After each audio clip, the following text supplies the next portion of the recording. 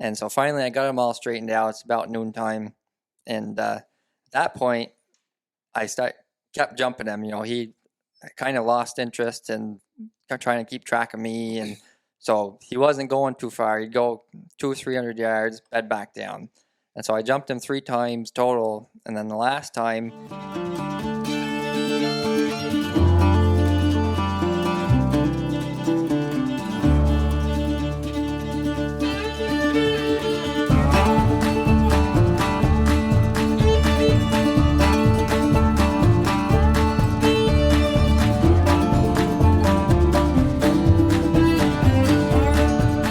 Welcome back to another episode of Northwoods Whitetails. I'm sitting here in the Green Mountain State with a few buck killers. You guys want to introduce yourselves? I'm Garrett Laperle. Devin Messier. Connor Shalong. All right. How you guys doing? Good. Pretty good. Yeah. Good. Had a long week. yeah, same here. The cool weather's getting me excited though. Oh, I don't know for about sure. you guys. Yeah. Every morning it wakes up and it's about 45 degrees. It's getting closer and closer, that's for sure. Yes, it is. Yeah. That cold air in the morning really, it like turns something on in my mind where it's like, oof, it's getting close. Do you guys want to tell a little bit about yourselves and what you guys do for work and your background? Yeah, I'm been born and raised in Vermont, central Vermont. I weld pipe for work. And we work pretty much just in New England. And it works out pretty good to go deer hunting because we end about November 1st, first week of November. And then I can take most of deer hunting off and do what I enjoy. No, what kind of pipe? Do you like water pipes? Or? So the company I subcontract to, we weld snowmaking pipe. So it's okay. water and air for all their snow systems. And we work at all the ski areas pretty much. And Gotcha. You've been all over New England, haven't you? Yep. This year I've worked Vermont, Massachusetts, New York, and I'm going to be in New Hampshire probably in a couple of weeks.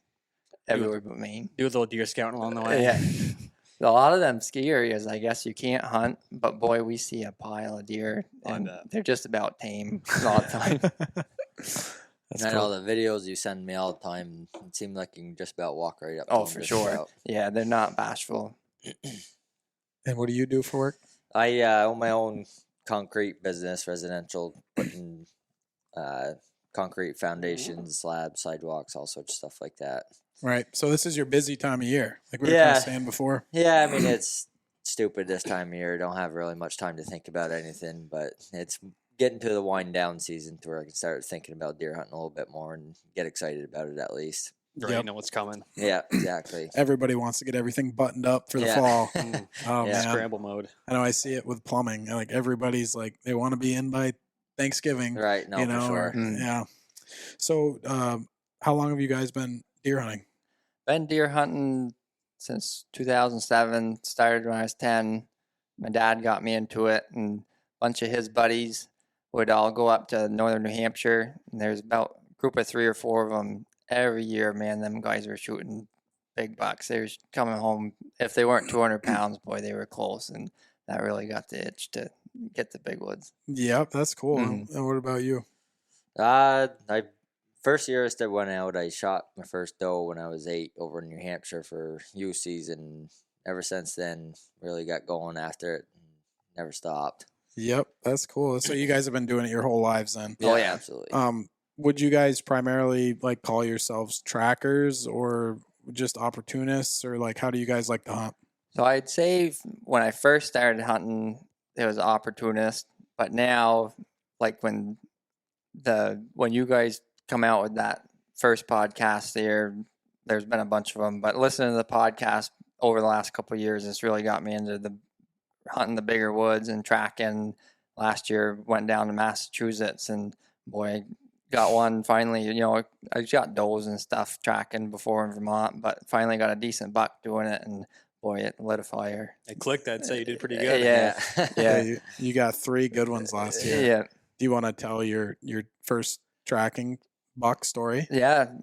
In Massachusetts? The first one, actually, I thought that I had tracked that same buck the whole time, and it ended up being a satellite deer. But I had hunted Massachusetts the week before, and we had no snow. Took can't hunt on Sunday. So I come home, went back down Monday, and they had about 8 inches of fresh snow. It was just stopping snowing there when I was getting over the border. So I got to where I wanted to go hunting, the road I had been hunting, I guess I should say. And there's about 4 sets of deer tracks crossing the road. And there were a lick of snow in them, and I knew they were fresh. So I got out and looked at them, and one of those 4 tracks cut off by itself. And I said, well, that's probably the one I'm going to chase and go after. So I parked my truck and go after him. I didn't go 200 yards. I was probably within sight of the truck, not thinking he was going to bed down so fast, and I jumped him. So I give him some time, half hour, 45 minutes, start tracking him again. And we go up over this knoll, and he started feeding. So I slowed down. Me and Devin, a bunch of our buddies, got a group chat on Snapchat. So I took a picture of him, and I says, any minute I'm going to be back on him. Put my phone back in my pocket, and I looked up, and the direction his tracks were going, there was a deer running right at me. So I shot, and I got him. Well, come to find out, that was a different buck, and the one I ended up shooting was the guy had jumped him probably a little over a mile, probably a mile and a half, because it took him. I met up with that guy like 2 hours later, and found out what had happened. Yep. But so you don't know like what the one you were tracking was? I do not. So I met up with that guy. He followed my backtrack down, and I got telling the story, and I told him, I picked the deer's track up, and he's like, no, you didn't. And I was like, what? Thinking he was being kind of a dink to me. And he's like, I jumped that buck. He said, I followed his tracks right to your gut pile. And I was like, well, I says, that other set of tracks, I says, was definitely a buck. I said, I just jumped him. And so he ended up going back and tracking that one. But so that, I don't know, that was kind of a letdown because I was pretty hyped up, thinking that I had tracked one. So after that one, the second one, boy, I was on a mission. After I got that second one, I backtracked, made sure that was definitely the same one. So you got the first one, and then did you come back home? I did. You came back home with a deer. Yep. You got him cut up. And the day, so I got that first one. It was December 12th, and Devin and his girlfriend were just coming back from Illinois, and me and Devin go hunting pretty much everywhere together. And so we had rented an Airbnb for the 13th for the rest of the season. So I come back, they come over, checked out the deer, we loaded up the trucks, and the next morning we went back.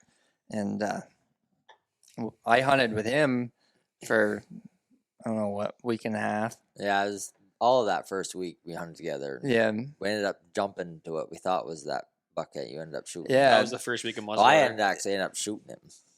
Or shooting at him, at least. Yeah. The second one or the first one? The second one. Okay, Yeah. So you guys were in a good pocket of deer. Oh, yeah, for sure. We were covered up in them.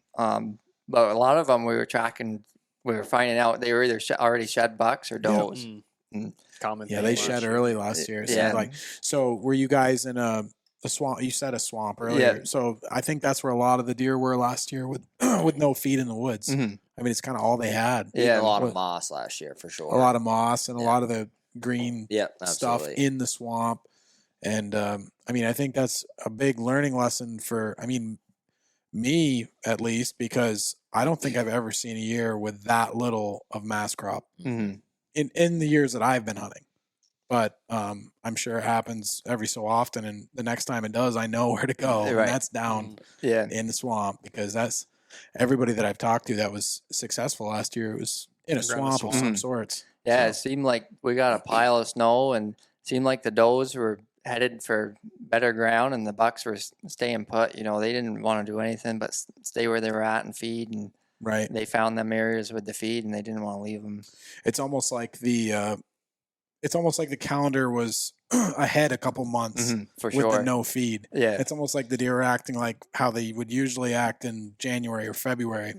From what I've heard, because like the stories you were telling earlier about tracking last year, and the bucks just weren't going very far. No.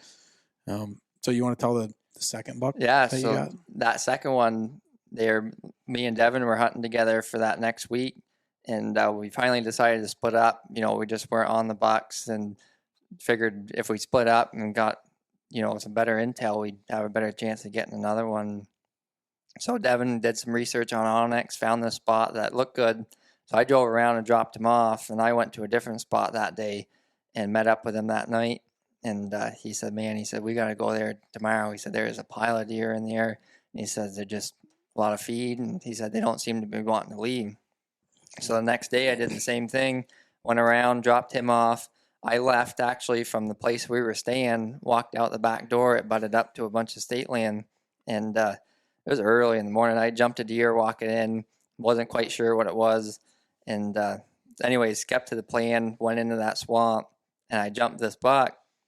Didn't know it was, I knew it was a buck because I went over and I smelled his bed and stuff, and it just smelled like a buck. But I didn't know it still had horns. So I'm going into this not knowing, knowing these bucks are shedding their horns, not knowing he still had horns. So I tracked him, and he got onto a group of deer that must have been the tracks were a day or two old, but he was walking in their tracks. So it was really hard to decide, which one was his and which one wasn't. And so finally I got them all straightened out. It's about noontime. And at that point, I kept jumping him. He kind of lost interest and kept trying to keep track of me. And so he wasn't going too far. He'd go 200 or 300 yards, bed back down. And so I jumped him 3 times total. And then the last time, this buck, he kind of got into this real thick stuff. And I'm beat feeting on him, trying to gain some ground, not thinking he was going to lay down so quick. And there was a fallen down tree, and he walked up to that fallen down tree, and it looked like he wanted to jump over it, but he backed up and walked around it, and me not thinking, I just shot around that fallen down tree. Well, when I looked up, he's standing there at 40 yards looking at me, and I could see I looked like a spike horn to me, but it was his brow tine, and I couldn't see that he had a rack, and when he turned to run, I could see his rack, and I got lucky, and I touched one off, and I got him. So that all worked out, but yeah. How far apart from the first year to the second one were you? I was probably mile and a half from No shit. yeah, Far, where they far both at all. Yeah, yeah. not very far. No. Same chunk of woods. Yep. Yep. Yeah.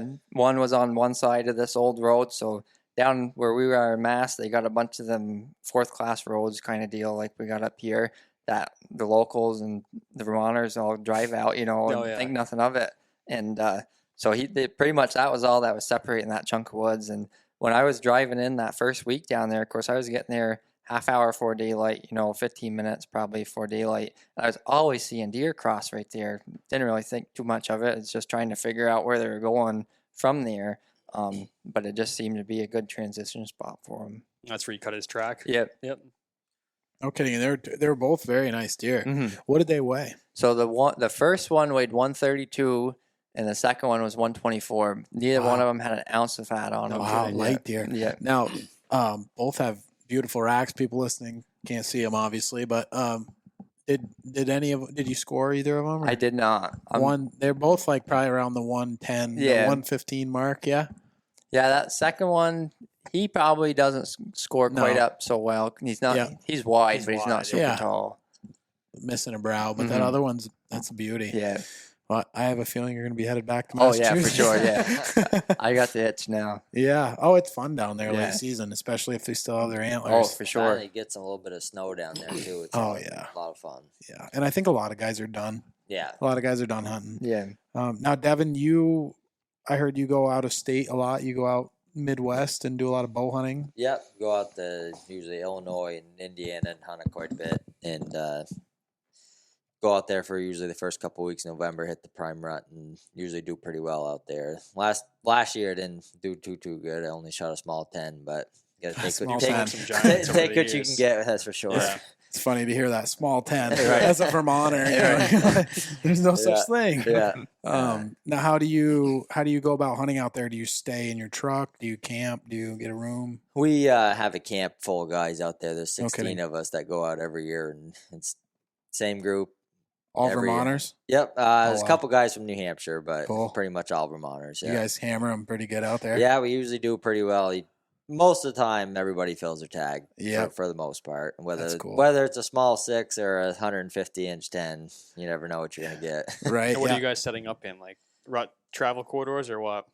Yeah, I mean, mostly you just hitting their travel spots where they're going from the does are going from their feed to bedding areas, and that usually does pretty well for you. You tend to see a few good ones every now and then. Absolutely, for sure. Yep. It's a whole different world, isn't it? Oh, it's completely different. Yeah. Yeah. I went down to Ohio quite a bit when I was younger, and it was a lot of fun just seeing the, like, the deer behavior, because it's like that's the stuff you don't see in the Northeast much. You just, because the numbers aren't as great. So you just don't see that kind of behavior. It's I happening, guess. you just don't see it. Yeah. Yeah, exactly. Yeah. It's a different atmosphere out there, that's for sure. You see it quite a bit more. But Right. you do a lot of stand sitting out there. It's not hunting around here to where you can actually venture out and learn what the deer are actually doing instead of sitting in your stand waiting for them to come by. Right. Now, you got a big buck in Vermont. What year was that? 2019. 2009. You want to tell that story? That was a beauty. What did that one score? 153. Oh, yeah. That was like Yeah. number one, wasn't it? No, that was the year that Gene shot his Okay. buck that year. So I think I ended up getting knocked down to third. Somebody else beat me by an inch or so. But Either Yeah. way. yeah, Giant buck. That was a giant. I was tickled pink to shoot that thing, that's for sure. That was just a shit lucky type deal, that's for sure. Just Really? looked at this piece of woods, had been wanting to go in there for years, and it was Thanksgiving Day, and I said, you know what, today's the day we're going to try it out, and walked up through there. It was wicked windy out and had snowed, and it was really crunchy, and I said, well, the wind's in my favor, I'm just going to head out, and started walking out this logging road, and I don't know, probably about an hour goes by, and all of a sudden I run into a bunch of fresh hookins. I was like, well, there's bucks in here somewhere. Yeah. No sooner I said that, I look up, and there's a buck looking at me, and all of a sudden he just beds right down. I'm watching him. He's behind a tree, can't get a shot off at him, and a couple times he turns around and licks himself, and I said, well, he's legal. I said, as soon as he stands up, I'm going to give him one, and waiting there for a while, probably about, I don't know, felt like forever, and probably only was about 10 minutes. I happened to be looking around and look up the ridge, and lo and behold, he's standing up there looking down at me, trying to figure out what I'm doing, getting closer to this other deer. And Wow. A So it different wasn't the buck. no, it was a completely different one. The one that I was looking at was pretty sure it was a 6-pointer, nice buck anyway. But he was just sitting there trying to figure out what I was, and he was only about 80 yards up the ridge, and I had to do a double take on him, look back up at him. I said, yeah, you're legal. Pow! And watch him run up through. I thought sure as hell that I missed, and I tried getting another one at him and missed that time. And there was a little tiny bit of snow on the ground, tracked him out, and couldn't find a bit of blood anywhere. And I said, well, I think this is where he went, and finally found some blood, and about another 100 yards he expired.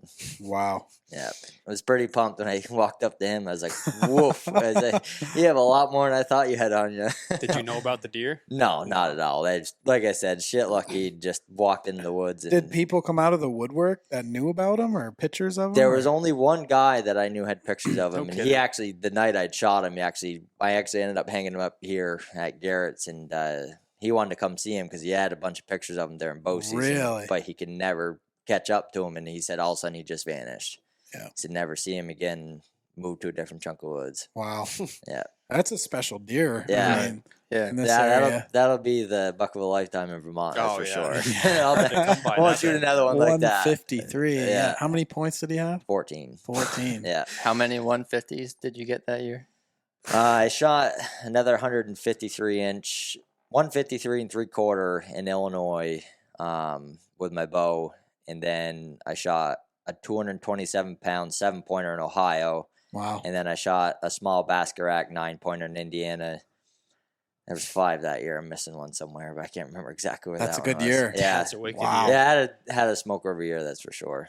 Yeah. You shot a giant out in where? Illinois? A couple years back? With a Yeah, bow? back in 2015, I shot my biggest buck to date.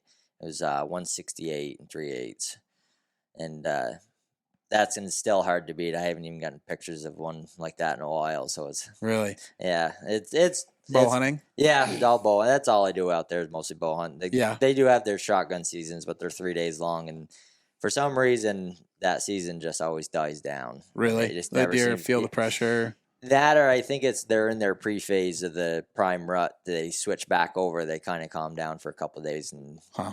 it always seemed like the second gun was always better out there. No kidding. The late one? Yeah. When they're really like back on the feed. Yep. Yeah. Yep. And that's Illinois is one buck, right? One buck No, state? you can shoot 2 bucks. You can shoot one too? with a gun, one with a bow. No kidding. The habitat must be unbelievable out there. Is Yeah. it? No, it's crazy. It's thick and Well, I mean, it's different out there. It's all flat. It's all just fields. I mean, it's not woods like it is around here, so it's a completely different atmosphere once you get out there. Right, more like kind of a Kansas type of vibe. Kinda. Not so much plains, but more or less ags. Yeah, exactly. Ag you hunt your big draws, and that's about it. I mean, 20-acre chunk of woods is pretty big. Really? Yeah. So the bow hunting must be incredible. No, absolutely. Yeah. There's only so much cover, right? But you got to be careful though going into those spots. I'm sure, like unlike Blowing here, you them can out, just walk wherever. Whereas out there, you can blow them out. Yeah, no, like absolutely. They'll bed rate in the wide open hardwoods out there. Really? Yeah. Really? And that's all they got. I mean, it's not super thick. I mean, they got some briars, but it's really not. It's pretty much open, all open oaks, and that's it. Now, do you think a lot of guys are just letting smaller bucks go, and that's the reason why there's so many like big ones? Because you'd think with that like small amount of woods and that many deer, it'd be easy to just wipe. Imagine if like 1,000 Vermonters went over to Illinois, you just murder them all. But yeah. No, I just think they have done so well from themselves out there, and nothing really kills them off. I mean, they got coyotes, but that's their only predator out there that can really kill them off other than humans. They don't have the winter out there either. That too, yeah. I mean, they get cold temperatures, but I mean, they don't get snow. They have no snow, and then they feed on soybeans and corn all year long. Right. Come about February, they run out of that, and they switch over to acorns. Plenty of feed. Yeah. Now, do the locals shoot small bucks, or is it kind of the culture to wait? No, I mean, you get your dedicated hunters. They wait for good ones for but sure. Some people don't. You get some of the locals. They don't care. They just want to fill the freezer. Right. Yeah, because I've always kind of thought that about the Midwest, that maybe the culture was so different than, like, let's say the Northeast, where in the Midwest, a lot of the guys just, they want the trophy, you know, and I think that kind of like it'll really change the age structure. Yeah. Because, I mean, imagine if the entire Northeast, if guys only wanted to shoot 130s, right, which is like the equivalent to a 170 in the Midwest. So, I mean, it would change things for sure. Yeah. But I think it's just so much harder in the Northeast to kill a buck that's why we're more apt to kill a 80-inch 6-pointer, because it's like, absolutely, that's special. Right. You know, like it's so hard to do. But I mean, I guess it's all relative to the area. And yeah, no, absolutely. I mean, it ain't uncommon to go out there to see, and when the rut's real good, to go see 10, 15 bucks in a day. So oh my God. You're just sitting in your stand all year to see that. I know. Watching a buck go by. Oh, there's another one. There's another one. There's another one. And it's like, take your pick at sometimes. Wow. But I mean, unless you're really trying to trophy hunt, it's not much to kill a small 8-pointer. That's for sure. No kidding. I bet shed hunting's good out there too. It's a blast. I actually went out this year and we had our best year yet. And what did we end up with? I think we had 29 sheds, and I think we ended up finding like 8 or 9 different deadheads. Wow. Found some big deadheads too, didn't you? We ended up finding one real good one. I don't know what it ended up scoring. I think we ended up roughly scoring. It had a bunch of chews on it, and I think it was up like 220 something. Holy smokes! Yeah, it's just a monster. It had been there for big, years. non-typical. Yeah, it just had gnarly stuff going everywhere. Had a third main beam and everything. Cool. It's exciting to see what's around, though. Yeah, no, absolutely. You just never know once you get in there. That's for sure. Okay. Now, how big of a property are you hunting out there? Is it a lease or is it public? Or I actually have permission on a couple pieces out there. Oh, okay. So the pieces that I hunt on, I think the total acreage is like 250. Now it's just door knock. Yep. Yeah, just going around, got lucky, and some nice old people at me say, "Yeah, go ahead, kill all the deer you want." That's sweet.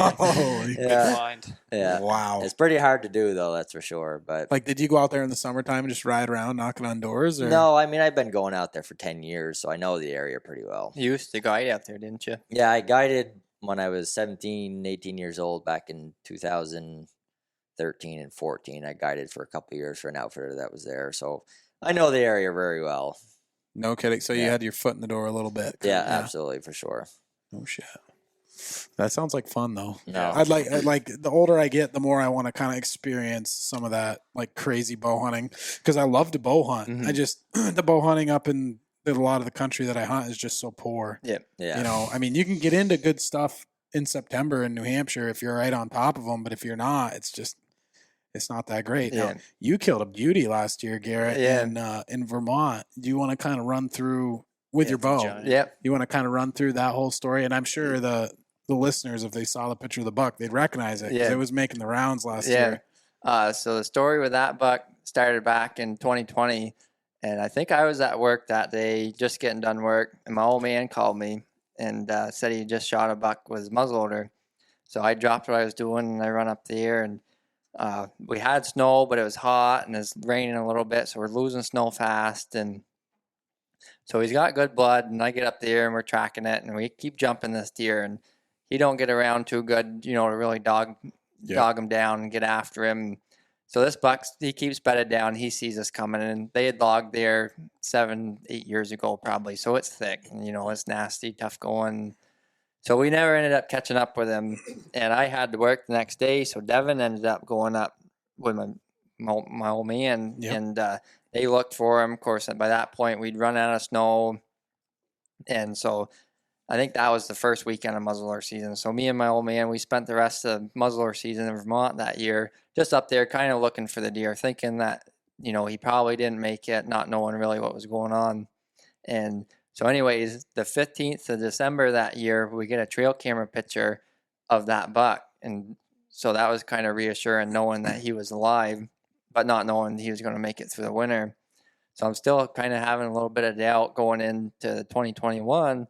I was turkey hunting in that area, and I found both Matt's sheds of that buck from the year that my old man had shot at him. And so was it near where he had shot him? It's probably a mile and a half, maybe a little bit farther. But I have no idea what that deer was doing. It was a super steep bank, and I was headed back to the truck, and no intentions of even calling turkeys anymore. I was just headed. I was headed out of the woods. Thinking deer. Yeah, and the only thing I could think of where I found those sheds was he must have been bedded on top, and something jumped him down, and he was running. And I mean, I had stopped, never saw the sheds. I'm just standing there, kind of looking around, trying to pick my way down how I'm going to get through there. And I look down, and my feet are on each side of a shed. Come on. Yeah, You were standing on them. And so there was one shed there, and I picked it up, and I said, no doubt, this is awesome. First shed I've ever found. Really? And so I bet this other one's not very far. And I looked down about 10 feet, and it's poking, the G2s and 3s is poking out of the leaves. So I grabbed it, and at that point it didn't register that it was the same deer. Yep. So I brought it home. My old man was home, and I showed him. And he's like, that's the buck I shot last year. I said, nuh-uh. And so anyways, we got some pictures of him. His rack kind of grew all funny that 2021 year.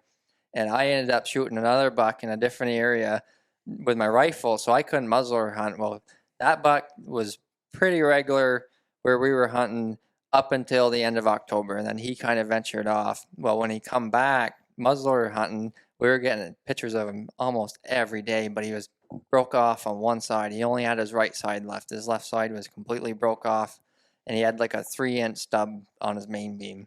And so going into 2022, I told myself, I said, I need to spend a lot of time in the summer scouting, trying to find where this deer is living. So I'm on one side of the road, probably from June till August. And I was working out of town then, so I only had weekends to try to figure him out. And I'm buying cameras off Amazon for like cheap cameras. I mean, like $20, $30 throwaway cameras. Yeah. Yeah. And I'm loading every deer trail up trying to find this buck. And I'm getting pictures of him, but it's nighttime, super early in the morning or right after dark, and just not where he was living. And so it got to be the end of August, and I decided I better go elsewhere. Obviously this buck's traveling through here, but he's not living right here. Mm-hmm. So I ended up going on the other side of the road, and I was up there walking around. Got to be early afternoon, and I decided I was going to go back and get some lunch. So I'm beat feeting out of the woods, and there's a couple little shelves, and it got to about the highest point of the land there, and they had just logged there in 2020, and so it was about 2 years old, and so it's growing up, but it's not super thick at this point. There's a little bit of berry bushes, not too bad. Well, there's one group of spruce trees. Those little tiny spruce trees are probably 12 feet tall.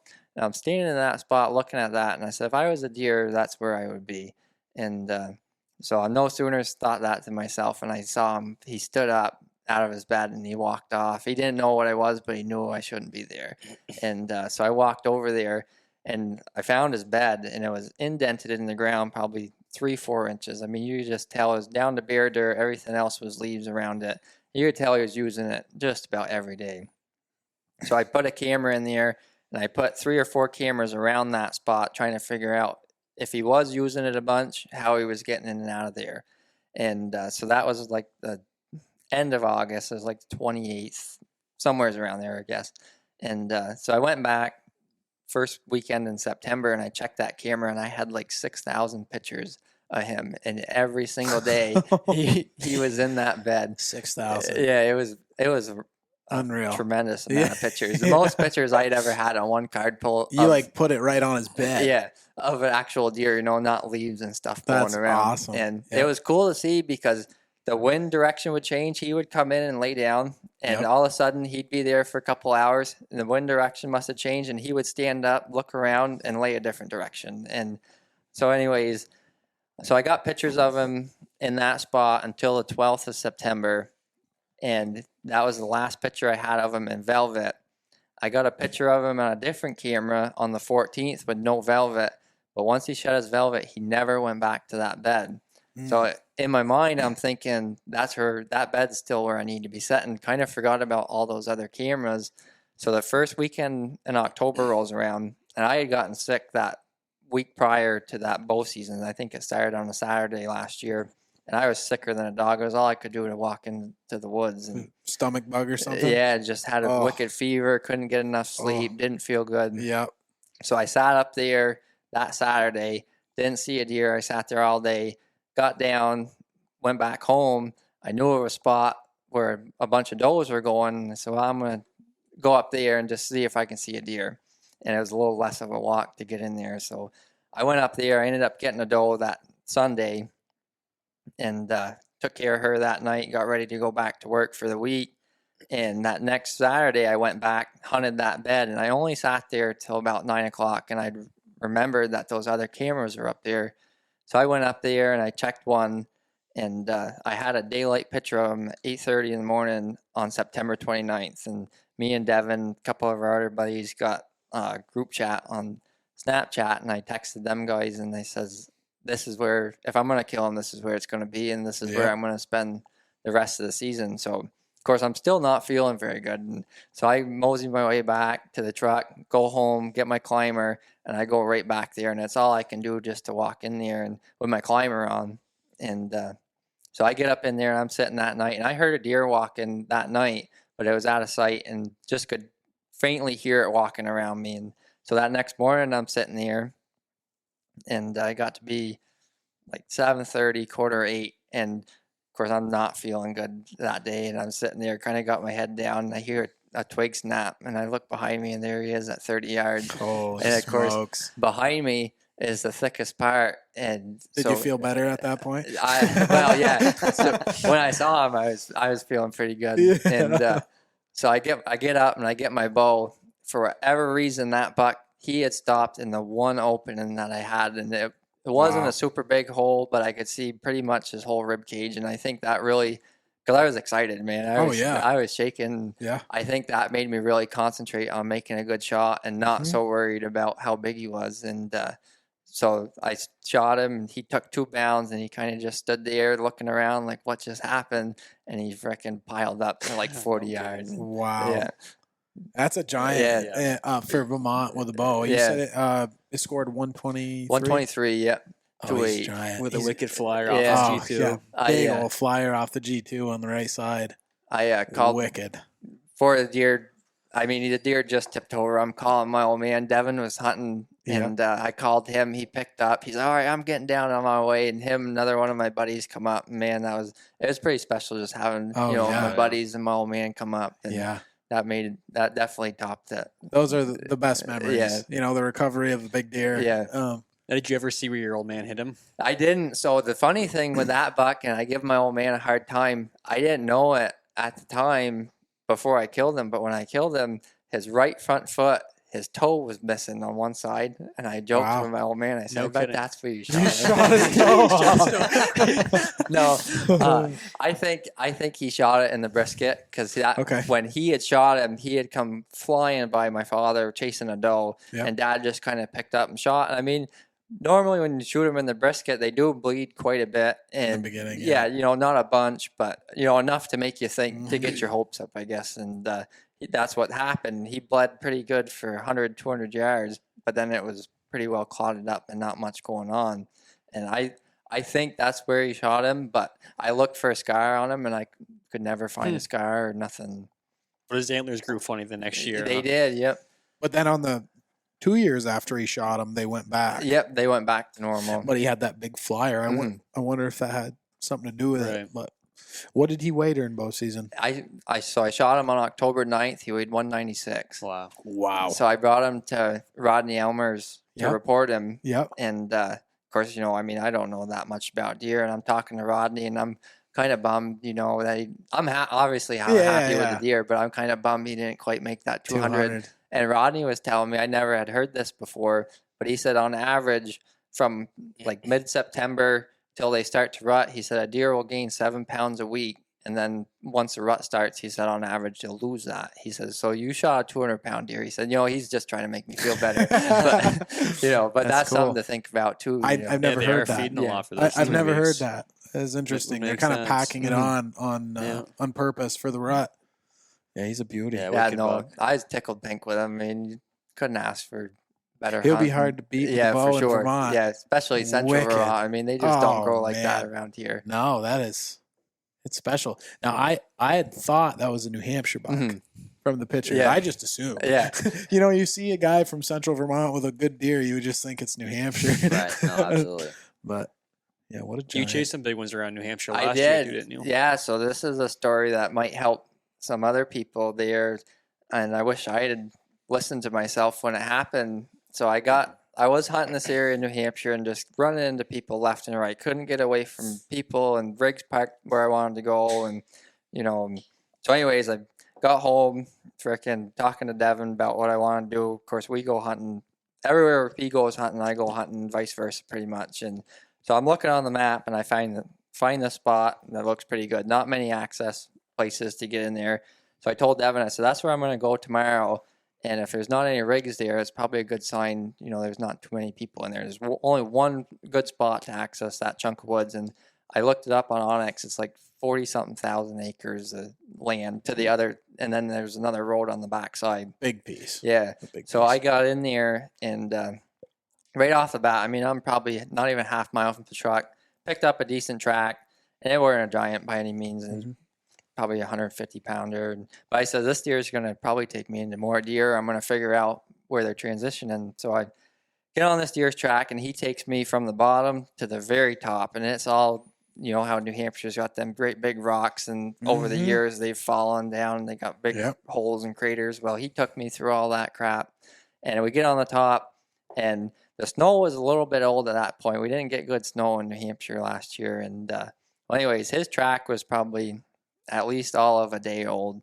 And so he's going along this top and I meet another track with a big track following it. And it looked... So a doe and a buck. Yeah. Okay. And it looked smoking fresh from what the snow was. I'm no master tracker by any means. But so anyways, I take these deer's tracks and this snow is loud. It's iced over and there's stuff going. I'm walking out. So these deer are headed out this huge... great big point and it drops straight off on the ends and both sides and it's probably only 40 yards wide. I get halfway out that point and I think I can hear a deer walking in the bottom of the ravine, but it's all thick spruces and I can't see down there. So I was like, I'm going to beat feet out to the end of this, drop down in, and it sounded like they were headed down, so I'm going to try to cut them off. Well, I get to the end of that point and there's one spruce tree and I'm still on these deer's tracks. There's one spruce tree that I had to duck under. And instead of stopping and looking on the other side, I just blew right through it. And so it come to find out that buck and that doe were bedded right there within like 30 yards. And I blew them right off the end while I grunted at them. And so at this point, there's a bunch of commotion going on. I'm kind of disoriented, as everything's happened so fast. Well, I grunted at him and I says, I bet you if I get 20 feet more down this bank, when he hits that bottom, I'm going to be able to see him.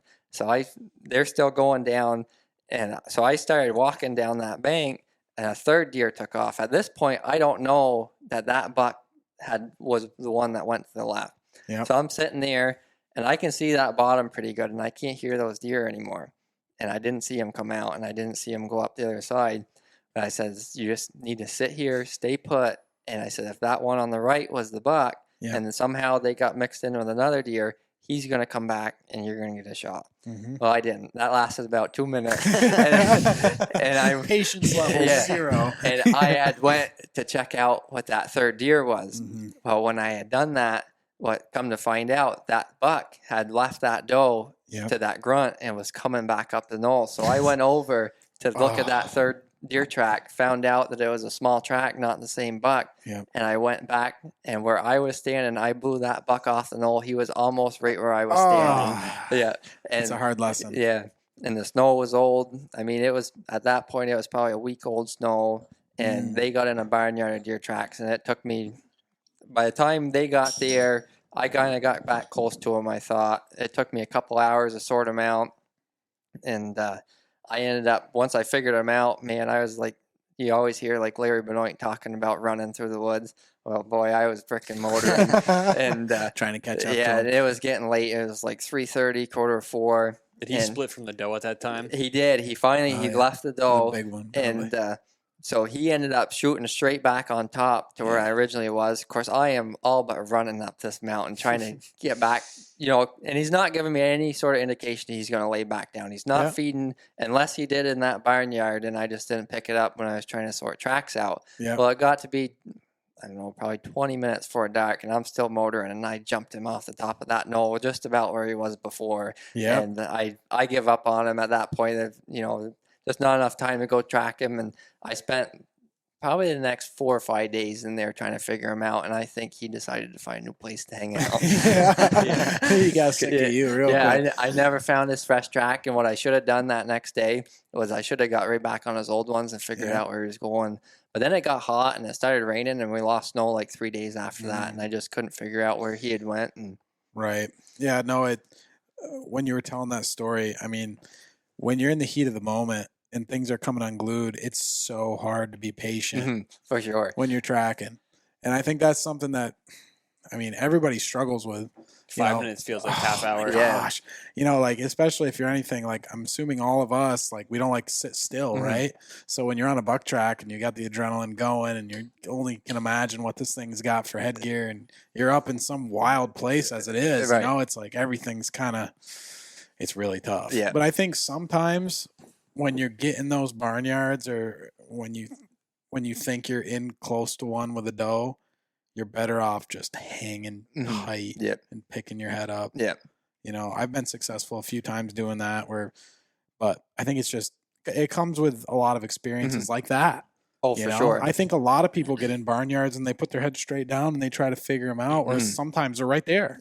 And then you end up blowing them out. But I bet you'll be back in there this year. Oh, yeah. I got, me and Devin got 4 or 5 cameras in there, and I'm actually on Sunday. I got to work tomorrow, but I'm going to go in there on Sunday and check them out and see what's in there. And I want to bow hunt it. That'll be interesting. Is it a big mountain? Yeah, it's pretty big. It's, I think from where, so we were in there, what was it, a month ago probably? Yeah, beginning of August, I think it was. So every pin I had marked from buck sign that year, there was a pile of deer sign. I mean, nice. And so we get up back on top where I jumped that buck, and there was another big buck bed, kind of the same deal as Vermont. Yeah, so I'm kind of excited to check that camera. So you put a camera right on the bed? Yeah. That's cool. Another 6,000 pictures of some 170 inches. I think no kidding. That Vermont one, I put the camera too close, so like every time his ear flickered, it took a picture of him. Still cool to have him. Oh yeah. He was not shy of the camera. That's for sure. So probably on this area where that Vermont buck was, I bet you I had at least a dozen, if not 14 or 15 cameras. Every single camera I had for that in this area, he was on it. He made an appearance on every camera, and he was not bashful. He'd walk right up to him, look at him, check him out, and he just did not seem to mind him. Photogenic. Yep. Now, the 14 cameras you had, how big of an area would you say, like acreage? How many acres? Probably 500-600 acres, probably. Oh, wow. Over no kidding. Yeah. So spread out between that 500-600 acres. Yeah, it was probably a big block. So it's all privately owned land, but it's all public, it's not posted or anything. Yep. And I do have permission to bow hunt on both sides of the road there where I was trying to find him. And but it's just like a big square, and he did not seem to want to leave that square. He had a Right. circle that he made, but that time of year he wasn't moving. I never figured out. So I was getting pictures of him in one spot, like 5 o'clock every morning, almost daylight, and then he never made it to that bed till 8:30. It was like 8:30 he would make it to that going bed. slow. Yeah, so I wonder if he didn't have another spot where he Yep. liked to hang out that I just never found. And that was all one big cut. Yep. Yeah, so they logged this one section in 2020, and then right the property that borders that one, they logged that probably 7-8 years ago where Dad originally shot him. And so that it's kind of just one big, I don't know, Good like, mix of everything. yeah. Kind of. So you got your real super thick stuff, and then you got all your fresh feed growing up. But where Dad had shot him with his muzzleloader, he said, "Screw this area," and he moved down. He moved down to that fresh stuff, and he didn't want to be up there anymore. Because I had put cameras up in that same area, and I never had a picture of him. That deer that year your dad shot at him, you guys never had pictures of him though, right? No, not up until that point. No. Yeah, and then he just all of a sudden made home around here and stuck around. Yeah, it's funny, like that we were talking earlier, that buck that I video of there chasing that doe around, never had a picture of him, never knew he existed. I don't know where he come from. They'll come from, there's a study in New Hampshire. I don't know if you guys have read the story. They collared a deer in New Hampshire. He did like 94 miles straight line during the rut. Oh, wow. smokes. And then out in Missouri, they've collared them. They got bucks going 140 miles straight Yeah, line. that flat 3 ground. states. Yeah, yeah. I think they'll just go. Oh, for They'll sure. go till they find what they want. Yeah. Right. And they'll just keep going. Yeah. And I think sometimes when guys shoot bucks that they've never seen before, potentially they could be coming from 60 miles away. Right. Maybe Which they is find something better and they just said, "I'm going to live here for." Think about it like this. Every guy that's serious nowadays has a camera. Oh, for sure. I'm sure everybody around here that's serious. Everybody, when somebody shoots a buck, everybody kind of knows. Oh yeah, I've got a picture of him, or Fred had a picture of him. When somebody doesn't know of a buck, it's kind of weird. Right. Where did he come from? He's coming from outside of your Right. who you know, Right. which is a pretty big area. It's just it makes you think sometimes. You get into them big woods, though. You don't get pictures of them all. They learn how true. to hide. They don't get big for no reason. Right. That's Yeah. for sure. Yeah, you're right. Yeah, some of them, you never do get pictures of them. I guess it's their personality too. Yeah. Like some bucks don't like to work scrapes or make a lot of sign too. Right. They just kind of Or slip they by. see the camera once, they just don't come back through. Yeah, there again. I've Seen seen that before that, too. Yeah. Yeah, no, you were just saying though. You got a picture of the buck at 5:30, and then like eventually you'd get him at that bed at 8:30. Yeah. I'm wondering if that's because he was like working the thermals, Right. Because like aren't the thermals like really strong, like right as the sun comes up, Yeah. and then they kind of it calms down Yeah. kind of once the sun comes. So I'm Mhm. wondering if between 5 and 8 or whatever, if he was like working some area where he had like the thermals like Right. really in his favor, and then once it was daylight, maybe he would shift to like more visual Right. safety Mhm. or whatever. Which would make sense, too, because that would be a gradual incline the way that Yeah. he'd make his way up there. He'd Yeah, get a because better it was all scent location. uphill from where I was getting before daylight pictures of him to where I was getting him in his bed. Mm. And but Yeah, it makes you think like when to get a buck in early October, you really have to be on top of them. I Mhm. think. yeah, You really have to be close to where they're bedding and where they're, because from August to let's say October, there is a shift oh, in for, between. Oh, for sure. But that when they shift, they're still not going very far. No. So yeah, it's kind of like you said, you got them on every camera in Mhm. 500 acres. Yeah.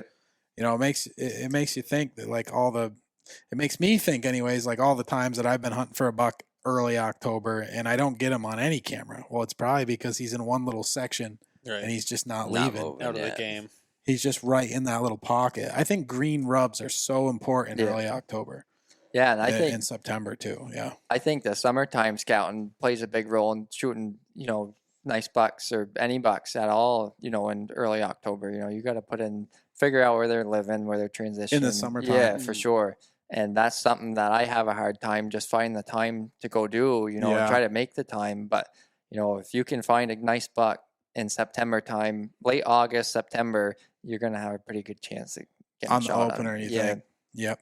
So when do you think, like, from your guys' personal opinion, when do you think the bucks like really shift in the Northeast? I think there's a small shift from September to October. Yeah. Like when we were talking, that buck shed his velvet, but he wasn't making But only like a few hundred yards. Yeah, he wasn't making a big adjustment. I think that last week of October, first week of November, they're really changing up their patterns and trying to find them early does.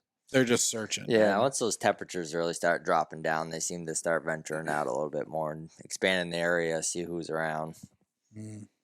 Have you guys seen late, like August, like right around this time, well, like maybe a week or two ago, have you seen bucks doing swings, like kind of like going through areas that they'll be in November? I've seen that some. Really? Yep. Get like one picture of a big buck Yeah, I've seen that. in August where they'll kind of swing through an area and then they'll be gone. But then in November, you'll get Come them back. No to it. doubt. Yeah. It's like almost like they come around, like check it out, like see what's going on, and then they go back to their summer range, Yeah. and then Do a recon. it's funny. See how many does are in the area. Yeah, I've see seen- what's around here because those ain't gonna go anywhere. They're stay put. So Right. there's plenty of does. They're gonna make their way back. That's for right. I sure. think they do it. It's No, almost absolutely. it's almost like they do like a pre-rut Mhm. scouting mission or something. Yeah. Like they're Yeah, like out. Susan's still around Yeah. this year. Yeah, because like most of the cameras I run them on rut sign, Yeah. like primary scrapes or signposts or like pinch points for like rut funnels and stuff. I've never done a whole lot of like putting cameras on beds like you're talking, Mhm. which is very interesting. Yeah. I'm always on rut sign. Mhm. So I feel like my cameras are like way out of the game for that Mhm. early season stuff. Mhm. If I'm going to be hunting early season bucks, I got to be like on my feet trying to find those green hook ends Yeah. and stuff like that. But that's very interesting. My buddy Nate, and you kind of know Nate a Yeah. little bit. He's a welder as well. He actually saw a big buck this summer in the whites, and kind of like jumped him up out of a bed. And he said when he went, and he said the bed was just like the buck used it all the time. Yeah. You could tell. So he put a camera on that Yeah. bed. So I'm excited for Yeah. him to see what that'll yield. And that'll be interesting for you on New Hampshire. Yeah, to for see what you sure. get on top of What I down there. noticed with that Vermont buck too was he was the only one to use that bed. I had other bucks walk by and does, and he was the only one to lay down. Really? Yep. Really, Mhm. that was his bed. Yep. It must have been the best bed. Yeah. They would bed Right? close by. I would find beds probably within 50 feet of it, but they would not lay down. Even when he wasn't there, they wouldn't. They'd smell it and they would walk right by it. They would not lay down there. I don't know. That's funny. Yeah. Sitting on King's Castle. Yeah, right. That was the best spot. Another thing I noticed too with running that many cameras is I kind of found a pocket of does, and I'm not sure if this is how it is all over the place or maybe it was just in the area I was hunting. In the early season, I never had a buck picture where these does were hanging out. These Yeah. does were living in this area, not one buck picture all Yeah. of October. And then Come November, here cruising. they come. Yeah, And I mean, this is the more I hunt, the more I realize like a lot of times I'm trying to hunt bucks. You know, I'm that's the way I'm thinking when I'm in the woods. Mhm. And like when I have time to hunt in November, I should be hunting does. yeah, Because like that's where the bucks yeah, are. for sure. It doesn't You matter if know? in their backyard, they're going to be there. Yeah, and that's more bare ground type Mhm. stuff I'm talking like, but obviously when there's snow on the ground, you're finding a big track and going after it. But Yeah. like when it's bare ground, you ought to just go. If you know of a few does that are on a ridge all the time and you always jump them, you probably should be in that Yeah, area right. because there's Yeah. a good chance that one of them's hot and there's some bucks from Timbuktu that come through Right. looking. You know, it's No, Definitely. it's funny you say that because I was just telling that to Garrett earlier. I said I was going into this area and it was some oaks up on the ridge, and I said, you know what? If I spent my first week up there, I bet I could probably kill a buck up in there. Don't know how big he'll be, but I Yep. bet I could at least see a couple buck screws too because there's constantly does in there. yeah. As long as the oaks produce and they hang out in there, they're just. I was Just a jumping them matter of out time. every time I went in there.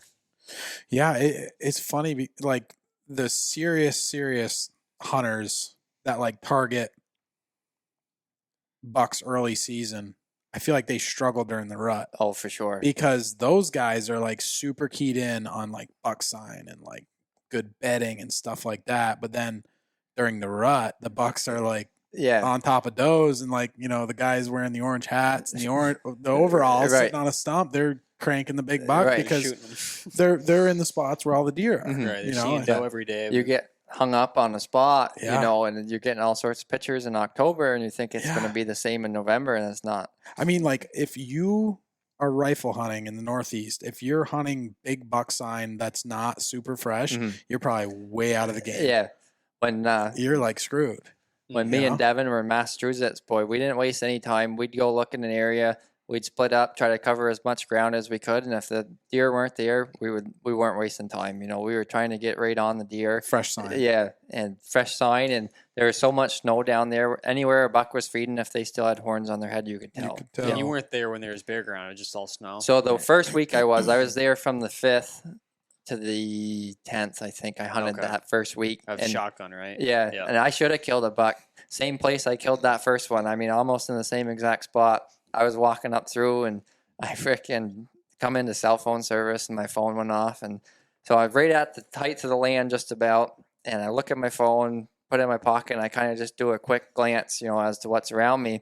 Well, this buck, come to find out, was raking a tree. Never heard him. Never had a clue in the world he was there. Probably only 60 yards from me, if that.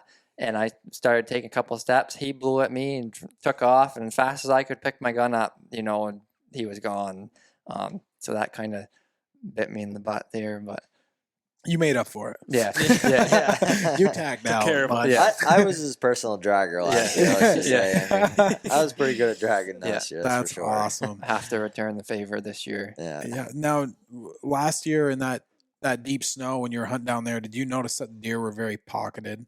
Like the bucks and the does were all kind of like in one little spot. Yeah. So, what we noticed was the does were in groups, the bucks were not. So really, so the bucks were alone, and the does were kind of clumped up. Yeah. When we first got all that snow, I don't know, 2 days in a row, we tracked 2 sets of tracks. We figured there were does, but they just hightailed it right out of the country, and they just headed straight. They would never even stop, not to feed or anything. They're 2-mile tracks, and they just never stopped once. Just kept going. Finally, we were like, yeah, we got to get off these ones, find something else. And finally, we get into an area, and we got into a spot where it's like, oh, these ones are actually staying here and hanging out. Let's play around in here, and that's when we got lucky with the second one there. Were the bucks still rubbing at that time of year? I didn't notice. So that first week of December I was there, I think that was when I jumped that buck. I think it was around like the 8th or 9th. He was rubbing a tree. But after that, I did not. I didn't notice that one specific rub. I went back there a couple of days after that, and just to check stuff out and see if the deer were still moving through there. And I hadn't seen any, you know, bark on the ground or anything like they were rubbing. The first one, he weren't so, you know, full of feed and stuff and belly full. The second one, boy, he was chucker block full of feed. All he wanted to do was lay down. He was trying to. He was done. Yeah. I think. So you guys have hunted it when there's acorns down there? Not, or have you not? Not early season, no. Or like December, I'm saying. Well, the area we hunt don't have a ton of acorns. No, a lot of beaches though.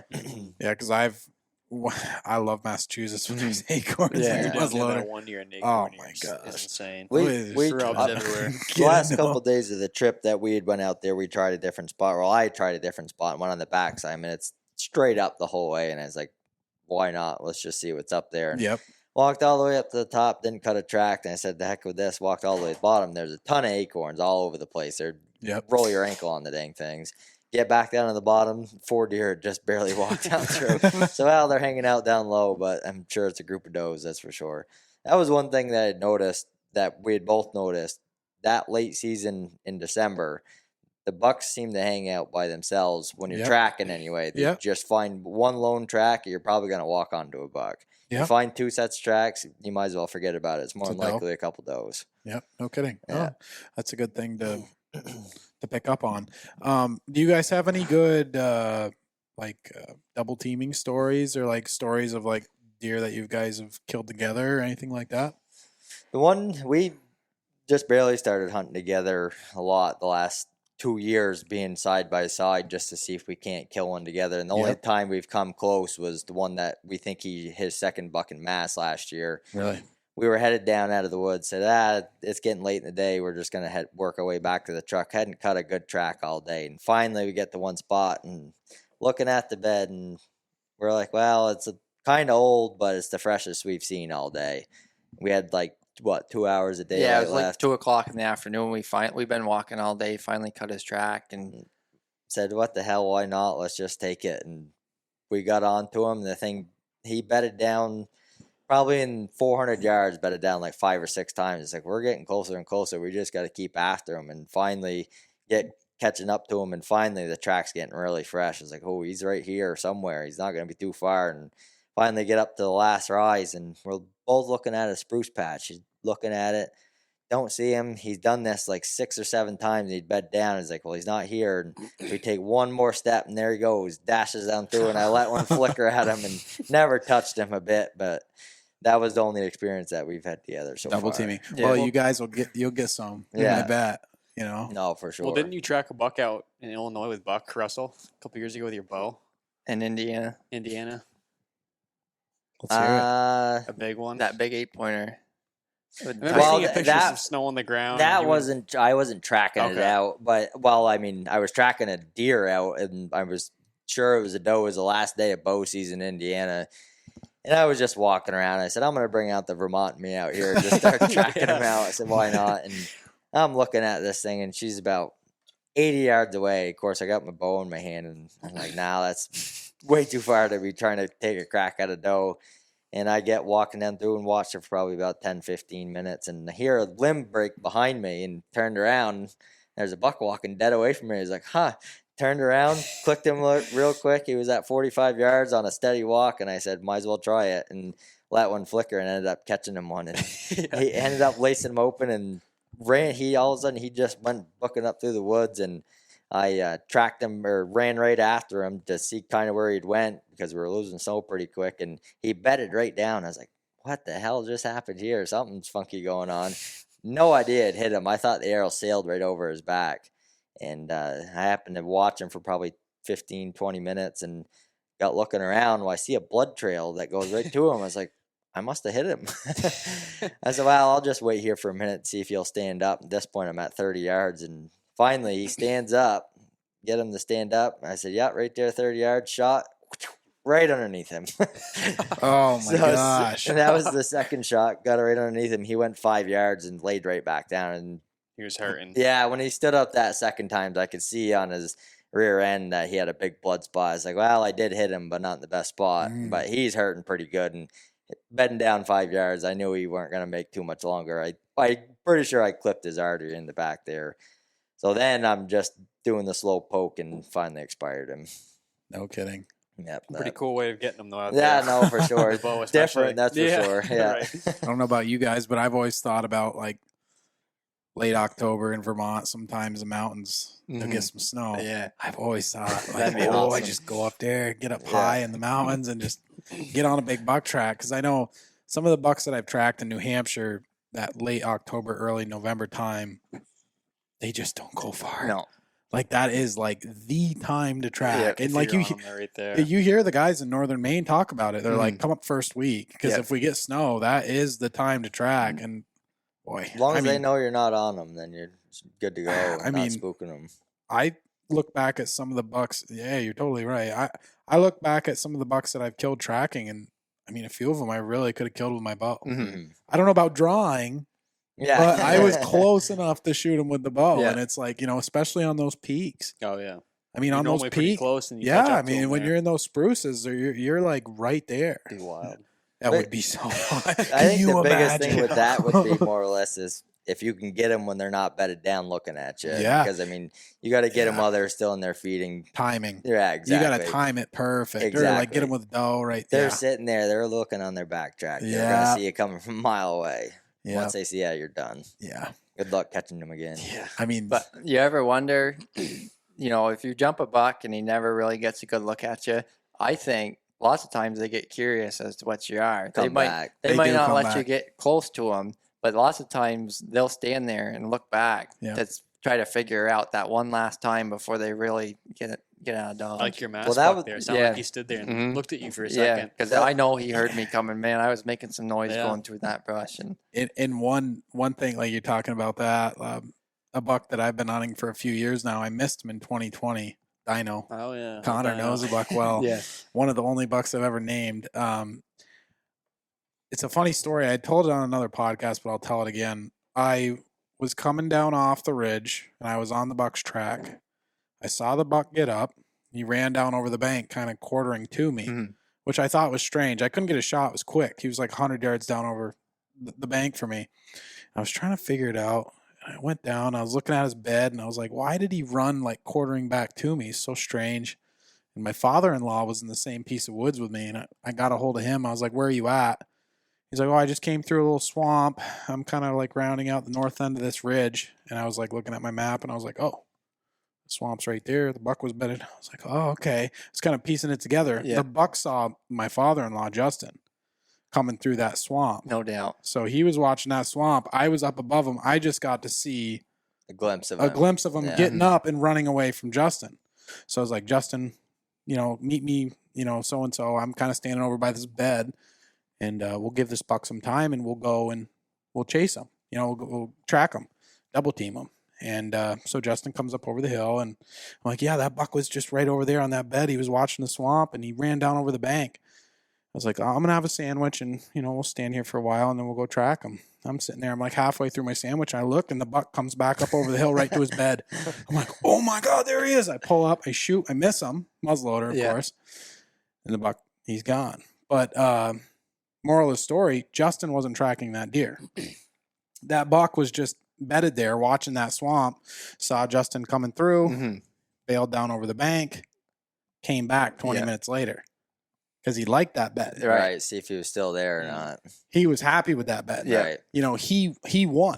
He saw some predator coming up through. Yep. Bailed down over the bank, felt safe, came back. So what I took away from that is, especially bare ground. If you jump a buck out of a bed, if you're patient enough, and that buck doesn't think you were like really trailing them or pressuring them, they could come back. Right. And some of the guys in the Midwest, they call that the bump and dump, right? They jump them out of a bed, they set up, buck comes back, and they shoot them. Yeah. Maybe it's the day later, Right. but they like that bed for a reason. So, that's just some food for thought. That buck, me and you tracked there that day that you shot at, the first bed we picked him up at, where we started tracking him, me and Devin jumped him. That buck beat feeded, made a huge circle, went right back to that same bed. We followed him all the way to that same spot, had our trackers on our Onyx. And I says, it's almost dark. It is hard to see, but it's still shooting time. And I said that to Devin. I said, there's a deer standing right there. And he said, what? And I said, I'm pretty sure there's a deer standing right there. I just plugged my ear. And of course, my scope on my muzzleloader is a 2-7. And so I'm zooming in, trying to see. And of course, there's a little bit of snow in there and watery. And the hemlocks. Yeah. Help you there. And just couldn't see it very good. And I was like, with my naked eye, I could swear I can see a deer's hind end standing there. So I let my gun down and I take a couple steps and poof, there he goes. But he had went right back to that first bed. Oh, shit. Do you guys rabbit hunt much? You ever rabbit hunted? I did when I was younger, but I haven't for a few years. Okay, well, the older I get, the more I realize deer are a lot like rabbits. Would circle. And They come right back around eventually. So that's what we had especially on mountains. Yeah, we talked about that for this year when we go hunting together. If we do the same thing, one of us is going to split off and go back to that. Especially if you're in kind of the open hardwoods and you can see for 100 yards, you might catch that buck cruising back through. Especially if in Massachusetts, you're not you normally super far. You're within a mile or two of them. And the woods are pretty open down there too. You could definitely see something. Yeah, for sure. Around. I was talking with a guy last year, and he had said that they've had pretty good luck with that. If they jump a buck at the base of the hill, if they see him going back up, send one guy up after him. If you get his bed at the bottom, send one guy after him. He said 9 times out of 10, he's going to come back in that area somewhere. Somebody's going to get a shot at him, whether it be the guy going after him or the guy pushing him back down. Yep. Right. Yeah, I've seen it a few times. I know, Gilly, if you're listening, you know about that one we tracked all day. We tracked one all freaking day. And at the end of the day, almost dark, he took us right back to where the first bed we jumped him out of. Patience is a key factor. It is. Yeah. Sometimes you just don't have it. No. But it's hard to do. Yeah, no, for sure. When you're so excited to see what he actually had, but if you only had the patience to wait there for a couple hours, you have just as good luck. Then you can also see what else is cruising through at the same time. Yeah, that too. Yeah. And what's your guys' plan for the fall? Oh, where we're hunting? Yeah, you guys, Well, you stuck to New England last year, didn't you? yeah, I went to Illinois and Indiana. I'm not going to do that trip this year. Kind of got hooked on the tracking. Yeah, you did good. Yeah, Fun. I've yet to kill a buck in New Hampshire or Maine. And I was telling you guys earlier, I set up my truck so I can sleep in the back, and I've got a cap and stuff for it. So And it's a Tacoma. yeah, it's a Yeah. coma. So yeah. you're already kind of aligning Yeah, yourself for with sure. with the buck tracking gods. New Hampshire is close enough to home. I'll probably drive back and forth. It's not quite 2 hours, it's probably an hour and 40 minutes to where me and Devin been hunting. But we want to go up to Maine. So I think if we go up there for a week, we'll stay in the truck and every couple of days go into town and Yeah. take a shower and stuff. And Just be mobile, bounce Yeah. around, Yeah. follow the snow. but definitely hooked on the tracking. So I'm going to try to chase some snow around and Yeah. just, It's fun, yeah, man. for sure. You Yeah. had some good experiences last year by the sounds. Yeah, and I really after that 200-pound mark. So I think Oh, the best yeah. chance is I think personally never spent too much time in Maine, but I think the best chance of that shooting a 200-pounders in New Hampshire. Whether that's true or not, I don't know. But from what I've seen, Yeah. I think that's my best chance of getting one. Yeah. is New Hampshire. Especially that muzzleloader Yeah. season. I think you're right. Right. Mhm. I Yeah. definitely think we got to hit up the Ohio late muzzleloader season. Oh, that, yeah, that was yeah, a lot for of sure, fun in too. January, yeah. Everything started shutting down. It's like, let's hit another state up. Yeah. You did that last year? Yeah, we No went kidding. during that January season, just for that 4-day muzzleloader season. Let's just try it, and man, we had a ball out there. Did you see some deer? A lot of Oh, a deer. And we pile got of into deer. a wicked good area. It's like if we bow hunted out here, we could probably kill a buck. You out here. found a beauty freaking shed out there too. Yeah, it was a fresh shed, Oh, a shit. 4-point side, and got into an area that I bet, if I were to guess, there was 100 deer in that area. I mean, Wow. there was just a ton of deer, and there was a hook in every 5 feet. It seemed like they were just Wow. everywhere. Mhm. He had found a shed the day before. It was an old one, and all of a sudden I said, "Man, I bet I'll find a shed in here if I look hard enough." Sure enough, freaking 20 feet out in front of me, there's one laying there Yeah. on the ground. Wow. Big one. Yeah, it was a real good one. And the pressure in that January season didn't seem like there was as many hunters. Most Right. of the rigs you saw were Vermonters. Oh, yeah. The old Yeah. Green Army. Yeah. And but I've been out there before for the first gun, and boy, it Yep. gets hammered. Really? But that second gun seems to be. I was planning on going out the first, but maybe I'll switch it to the Yeah. second after hearing that. I've heard of guys having good luck in the first one, but I definitely think there's a lot of pressure, which Yeah. could be good. If you're not in a huge area, they're moving some deer, but it all depends on where you're Right. at and. Biggest thing in Ohio is you start shooting those bucks that are shed, and you Yeah. start killing those big bucks that are Yeah, with no don't horns, have no yeah. horns on them left. That sucks. And it's It's like, awful. didn't want to do that. No, not at all.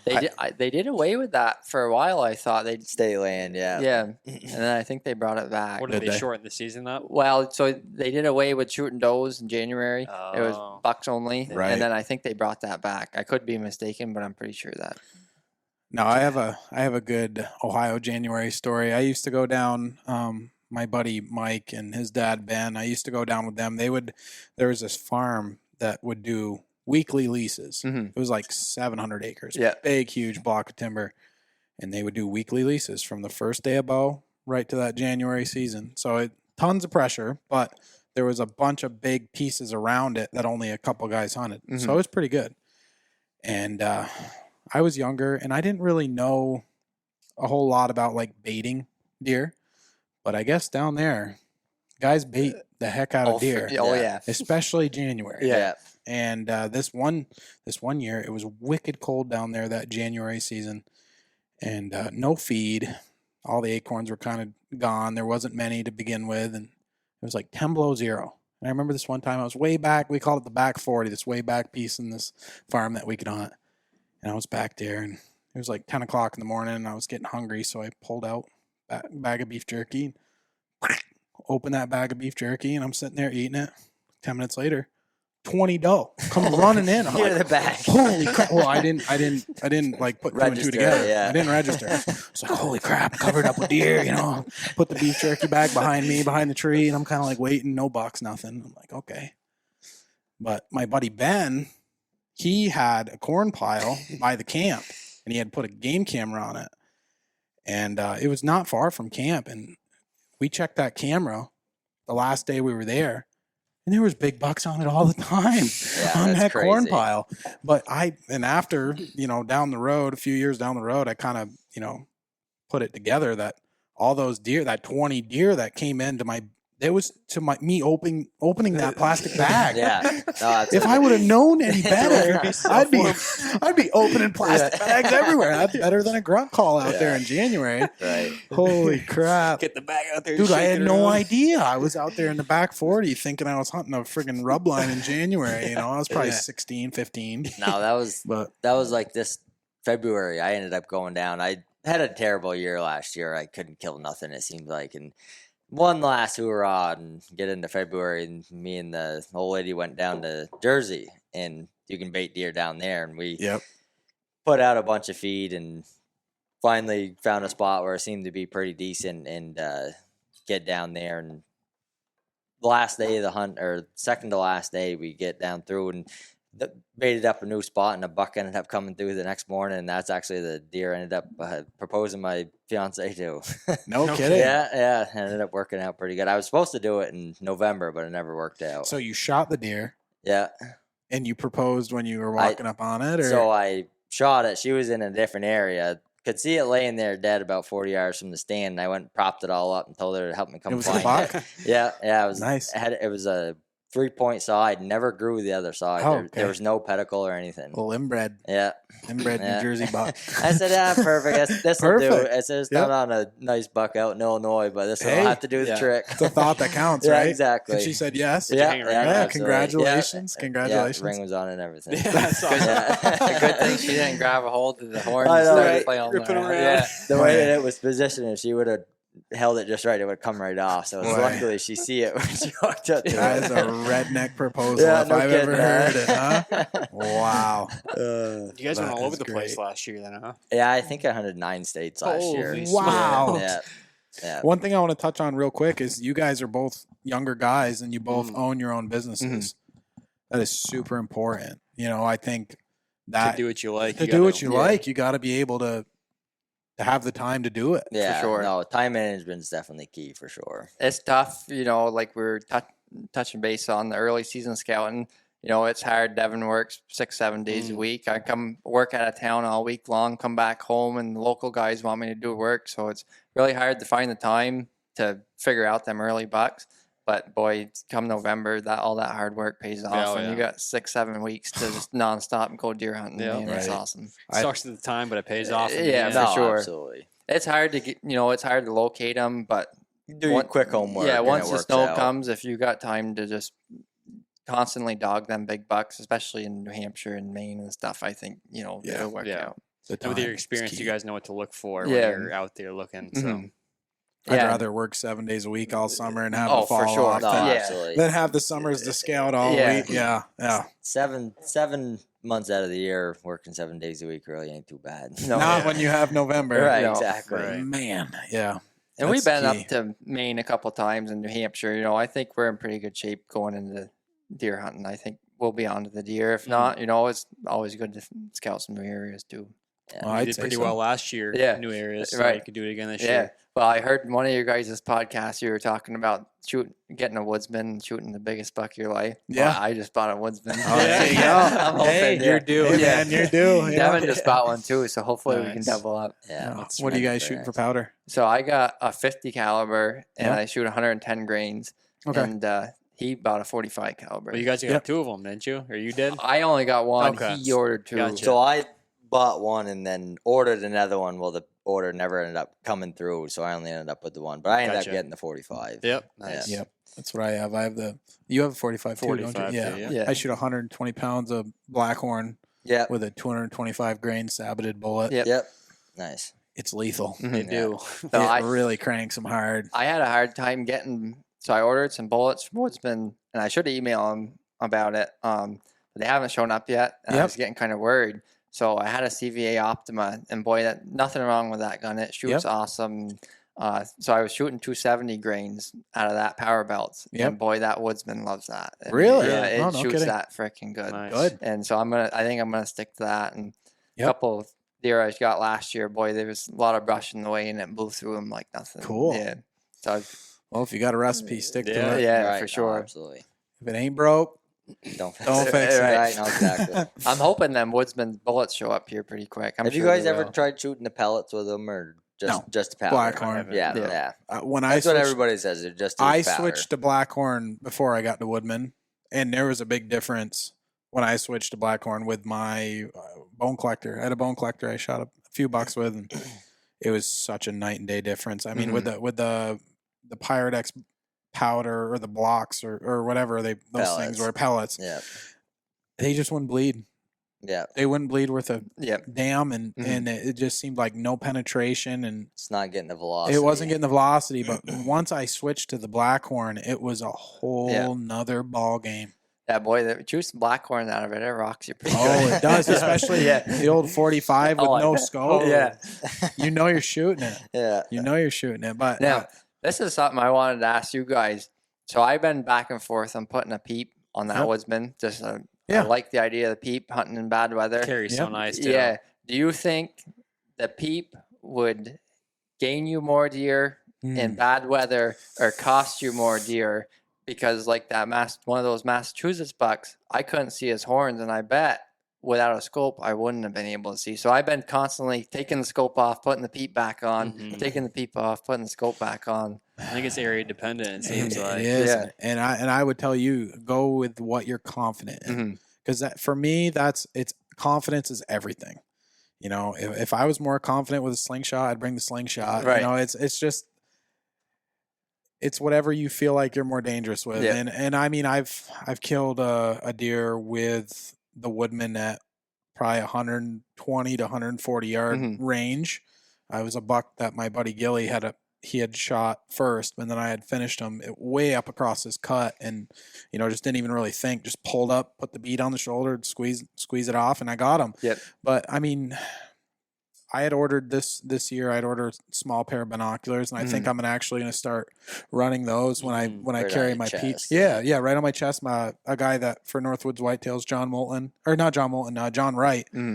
I had edited his hunt last year of a New Hampshire buck, and in that video you can see he's got a little pair of binoculars, and he's always looking at the buck, and stuff. And I think that's key. Oh, for sure. If you're going to run the peep in an area where you think there is a chance to catch a deer at 120 or 50 yards, I think that is a big deal. But if you're confident shooting the peep, I think it is definitely better. Yeah. I think it's faster. It's way faster. It's way lighter. Yeah. The way less chance of you not being able to shoot a deer because of, scope fog, snow in the scope, whatever. But I mean, it doesn't take much, snow or rain to ruin your visual. And then once it's in there all day, it seems. Like, no matter how much you wipe it, you get stuff inside your caps, for sure. and you're flipping them down, they're fogging up. Yeah, and the paper towel you bring with you soaked by, 10 o'clock. And so battle. What I did is, I have a rifle with a scope, I have a rifle with a peep, and I have a muzzleloader with just a peep now.